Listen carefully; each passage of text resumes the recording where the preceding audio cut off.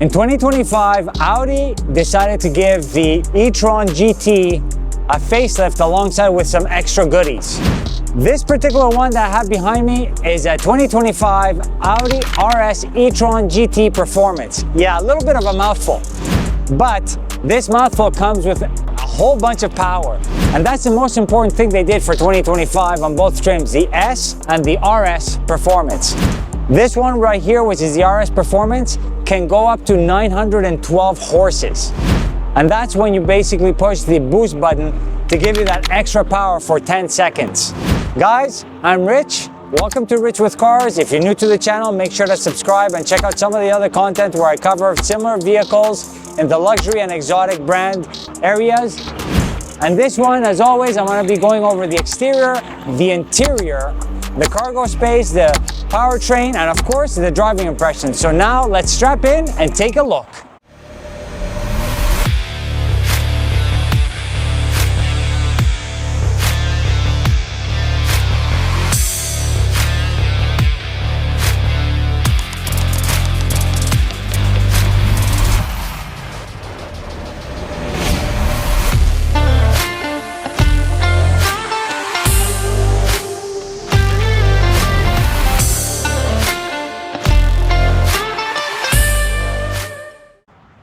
So starting right here at the front, we get to see the first change on the 2025 model year of the RS E-Tron GT Performance. Number one thing is the logo. They have updated the logo to that two-dimensional logo design. And then of course we have a little bit of a change in the front fascia right here. Headlights still seem to remain the same, but then we have the lower front bumper area that's been updated to give it a more aggressive look, especially with this forged carbon fiber package that this one actually has. You guys get to see that when we go all around the vehicle, we get to see some forged carbon fiber, not only in the front, but on the sides, on the side view mirrors, and also on the rear, especially on the rear. Personally, given the fact that this does have the same chassis as the Porsche Taycan, I find that this actually has a little bit of a better design, a little bit more subdued as well, but that's very subjective at the end of the day. I also do like the wheels quite a bit in terms of that new wheel design that they've actually put together, or split wide spoke design, alongside with a cover that basically goes over the lug nuts. So it gives it a very clean look. And sort of kind of like, if you want to call it like a middle lug nut or single lug nut type of design, because you don't get to see multiple lug nuts, so you just get to see sort of a clean design there in the middle. Of course, we still have that charging port over here, which is, I do like the fact that it is actually manual as opposed to mechanical or electronic, so that's less things to actually break. We do have a functional vent here in the front that is part of the original design as well, and that is to basically allow a lot of that built-up pressure in the front wheel well to exit from there. And once again, like I told you guys before, forged carbon fiber on the mirror caps as well. So that's part of that design that I was telling you about that's been changed on the 2025 model year. I do love the haunches that you see on the front and also in the rear over there, but that was part of the original E-Tron design. They didn't really change that on the 2025 model year. And then we also get a matte carbon fiber roof panel. So this doesn't have any sunroof, and that actually helps in terms of lowering the weight, or lowering the center of gravity for the vehicle. So that actually helps a lot in terms of its weight distribution and keeping all that weight down below. This is where the major change, in my opinion, basically shows up, and that's right here with the rear diffuser area. You have two massive, if you want to call them diffusers, they kind of look like diffusers. I'm not sure if they actually function like diffusers, but you get to see right there at the bottom that some of those fins do actually go a little bit further down below. And then I like that little centerpiece. I don't know if it's actually lit up. I believe it is. I think it lights up as a European style rear fog light. And you see it right there. It's got that sort of F1 derived design of having that brake light there in the middle. Really, really cool thing. The overall design on the exterior, there are minor changes for the facelift, but let's not forget that they also did the same thing with the Taycan when they gave it the facelift. It didn't look that much different than the previous generation itself. If you take a look at it from this angle right here, I mean, it's really menacing, low and wide. It's got a really nice sort of planted look, especially for an EV. I mean, this honestly doesn't look like an EV in my opinion. But generally speaking though, really, really well done. That's your key for the Audi RS E-Tron GT. On one side you have RS badging in gloss black. It's all covered in gloss black.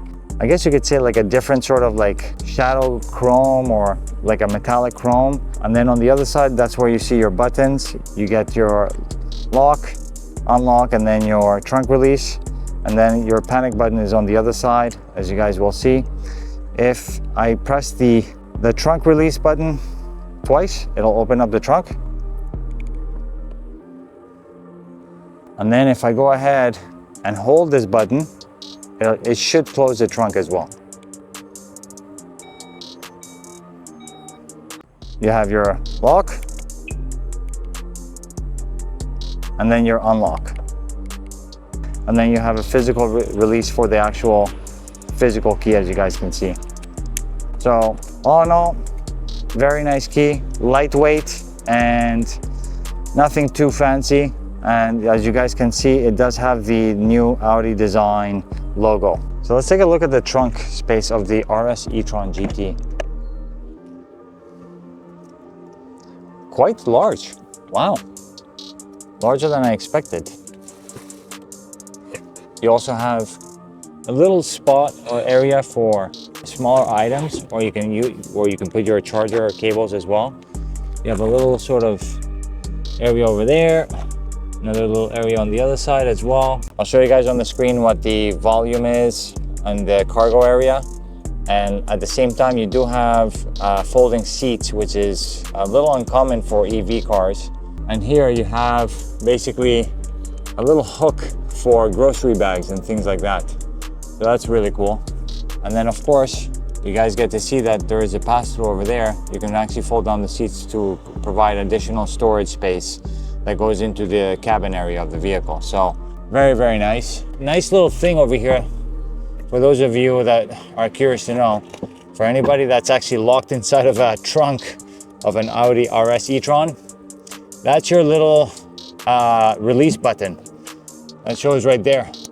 You press that and it opens up the trunk from the inside. And then like other Audi models, you have two buttons to close the trunk. One is to just close the trunk and the other one is to close the trunk and lock the door. So let's just close the trunk for now. Little thing that I wanted to show you guys also, and if for those of you that are probably looking for a hood latch to open up the frunk on your Audi RS, you won't find it there like you typically do. The only button that allows you to gain access to the frunk or the under the hood area is this button that's right on the door of the driver's side. So you just press on that and that opens it up. And then of course, when you do get there, you have a little release under the hood. And once you find it, you just get to the frunk. So one thing I forgot to mention, you have your windshield washer fluid right here as well in the front area, which is very, very convenient. And then I showed you guys before the things that are under there. You have your compressor and also another component from Porsche, the triangle. And once again, you have your tow hook and your tire repair kit. That's your brake fluid over there. And then trickle charger also, it's possible to install quick access to the 12-volt battery. Oh, you gain access to the actual 12-volt battery. 12-volt battery, which is very, very cool. That's very cool. Yeah, a lot of cars you got to take it apart or take it to a specialty shop to get the trickle charger installed, but on this one it's very easy. Very, very easy to get the trickle charger on this. So nice little areas to cover in the front area as well. So this is how you charge an Audi RS. Very easy. Open the little panel and then just take it out of the thing. Just plug it in and that's it. Now it's starting to charge. You guys will see that. So it's taking its time to sort of max power, 16.6 kilowatt. So getting inside of the Audi RS E-Tron GT 2025 year model. Right here at the door card, we get to see, which is new to this model year, forged carbon inlays.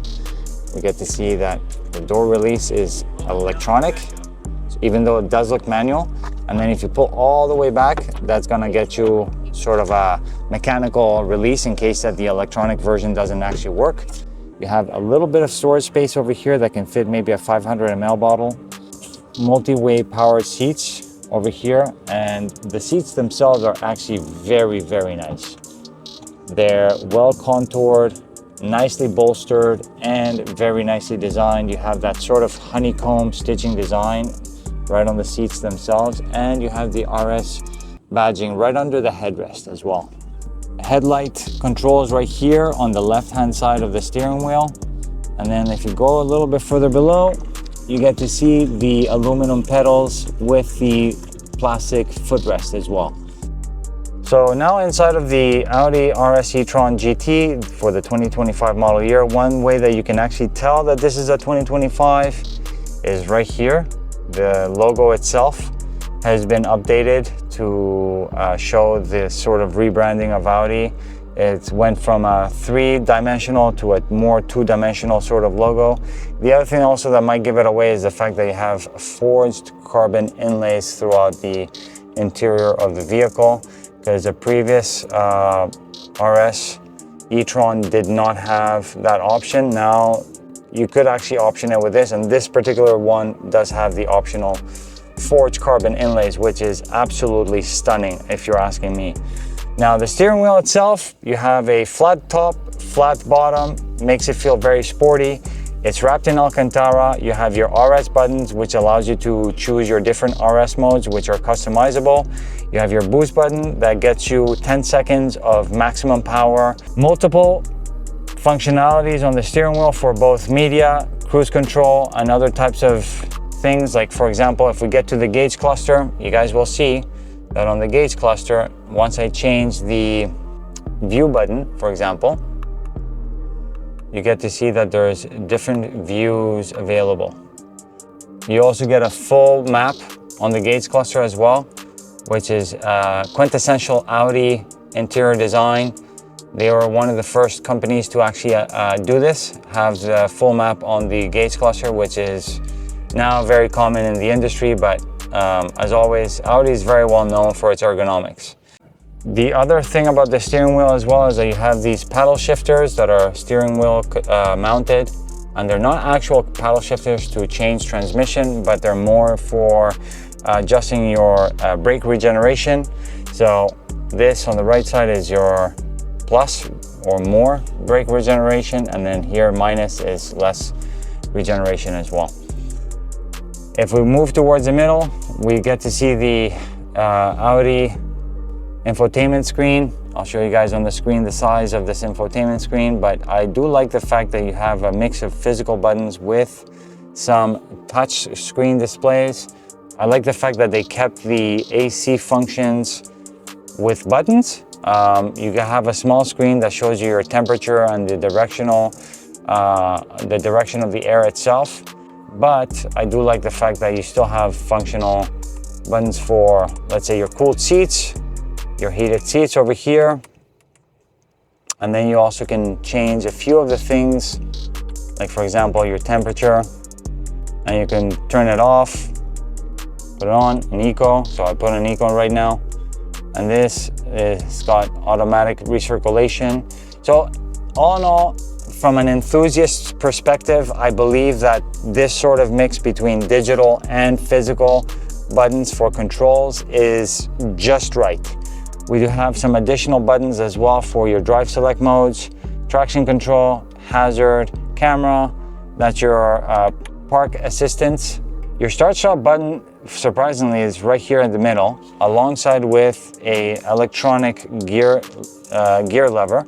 I cannot change it right now just because of the fact that the car is charging, is plugged in right now. But if you just push it up, it'll go into reverse. If you pull it down a little bit, it'll go into neutral. Pull it down again, it'll go into drive. And then the park button is right there. And then a little bit disappointing is this small center armrest.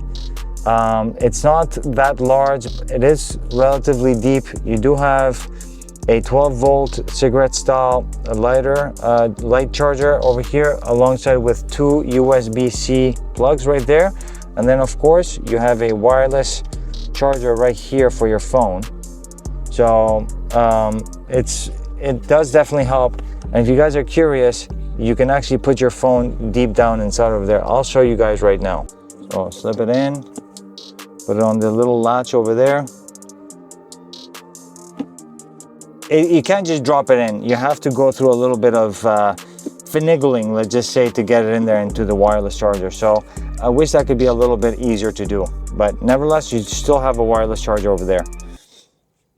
In regards to the passenger seating area, you got the same seats as the driver, very nicely trimmed with the yellow stitching, honeycomb style, and then of course, very nicely bolstered seats.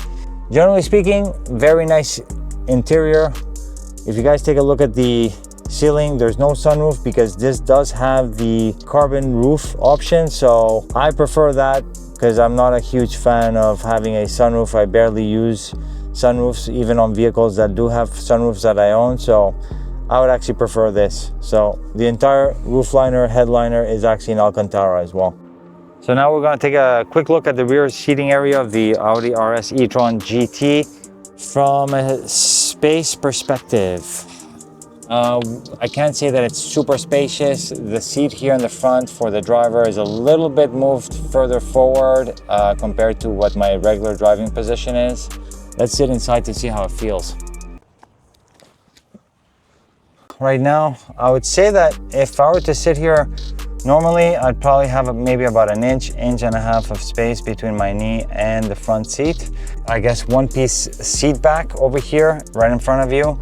You don't have any sort of cargo nets or anything like that. You do have some venting, and you get to also adjust the temperature. So you have 3-zone climate control. The other thing also I want to show you is the center armrest that has a couple of cup holders. And one thing I forgot to mention to you guys, here in the rear seats, you do have a couple of USB-C plugs stuck right in the middle of the two seats in the rear and right below. So you got your vents over here, and right in front of the vents, under the seats, you have two USB-C plugs, which is quite convenient to have. I can tell you that it is relatively comfortable. Even if I had a little bit less space for my legs and my knees, I'd still say that I'm pretty comfortable over here. The other thing I did want to check, do the windows go all the way down? Unfortunately, they don't. So I don't understand why you don't get that option of getting the window all the way down. And unfortunately, it's actually 1/3 of the way that's left up when you take it fully down. So yeah, that's quite unfortunate.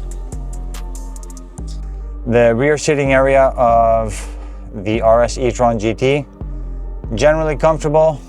Let's keep in mind that this is a sporty sedan, so you're not gonna get all the creature comforts as a regular full-size sedan or flagship sedan. But all in all, you get great performance and some comfort where you can bring some friends in the back seats as well. 2025 Audi RS E-Tron GT Performance, and it just got a serious jolt of power, refinement, and range. Well, like I showed you guys before, it might look familiar from the outside. Under the skin, this flagship EV has gone through a major transformation, especially at the rear axle. Let's start with the headline. A brand new rear motor that's not only more compact, but also 22 pounds lighter, yet somehow cranks out 556 horsepower just by itself. That's a 107 horsepower bump over the last generation setup. But wait, there's more. Launch control engaged, the RS E-Tron GT, which is not this one that I'm reviewing, but the other trim, now delivers 670 horsepower, which is a massive jump of 148 horses over the previous base model. But this one that I'm actually reviewing, the RS E-Tron Performance GT, which is the beast, this performance model is now pushing a jaw-dropping 912 horsepower on launch. That's a gain of 275 horsepower compared to last year's RS E-Tron GT. Audi says that gets you from 0 to 60 in just 2.1 seconds. That's very close to hypercar territory. Yes, it's an EV, but still absolutely impressive. And the S model, still pretty quick. It's 3 seconds flat, which is no joke. Now, with all this extra power, you'd expect a thirstier battery. Well, Audi's gone the other direction. They've swapped out the old 83.7 kilowatt hour battery for a larger 97 kilowatt hour battery pack. And not only is it more energy dense, but it's also lighter, shedding 25 pounds with a new cell construction and improved cooling. Well, what's the range? The S model now hits an EPA estimated 300 miles on a full charge and up to 51 miles from before. The RS isn't quite as efficient though. It's 278 miles of range, which is still 29 more than the previous version, and charging faster than ever. Thanks to improved battery cooling and tech updates, the e-tron GT now supports up to 320 kilowatts of DC fast charging. That means shorter stops, more driving, and less time tethered to a plug. So driving the 2025 Audi RS E-Tron GT Performance. A little bit of a long name, guys, but there's also lots of performance under this.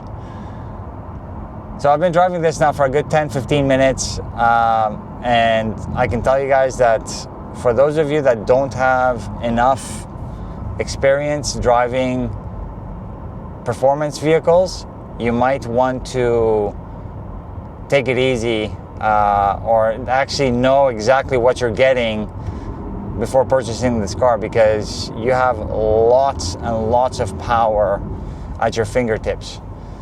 This thing has, if I'm not wrong, with boost mode on, it's got 961 horsepower, and I'm not 100% certain in terms of the torque, in terms of pounds per foot of torque, but I mean the torque is as any other EV is instantaneous. Let's not forget that you do have quattro all-wheel drive in this as well. And at the end of the day, I mean, the handling in this is also absolutely phenomenal. So I just accelerated around the corner right now, and it just felt like a joke. Let's try to take this one around. That the steering actually does tighten up as you go faster. But since I'm going at regular, speeds in the city, steering does feel very soft, comfortable. I'm in RS mode right now, dynamic performance, which is basically the sportiest driving mode, and it still feels very comfortable. Suspension has stiffened up, but it's not stiff to the point where it's jarring. So of course you need to have stiff suspension in order for the car to stay planted. In regards to brakes, we have carbide brakes on this that have multiple benefits, and some of these benefits include they don't make as much noise as carbon ceramics, for example, and at the same time they're also very resistant to high heat. So it's you have all the benefits of carbon ceramics without some of the downfalls or some of the disadvantages. The carbide brakes also have the other added advantage that they're very resistant to different temperature changes, especially in cold weather temperatures, because as everybody knows, carbon ceramics have a very high heat resistance, or very high resistance towards heat. On the downside though, in colder weather temperatures, they tend to be a little bit more brittle, whereas carbide brakes basically are a little bit more resistant to cold weathers. And they're also easier to maintain at the end of the day. Oh my God. Yeah, that's, wow. I don't know what else to say. I think I'll just end it there, to be honest with you guys. And I just got to test the brakes a little bit. Man, they're very progressive, awesome brakes. But yeah, I mean, I'll just end it right there. I mean, that was just roller coaster. That's how much fun you can have in this.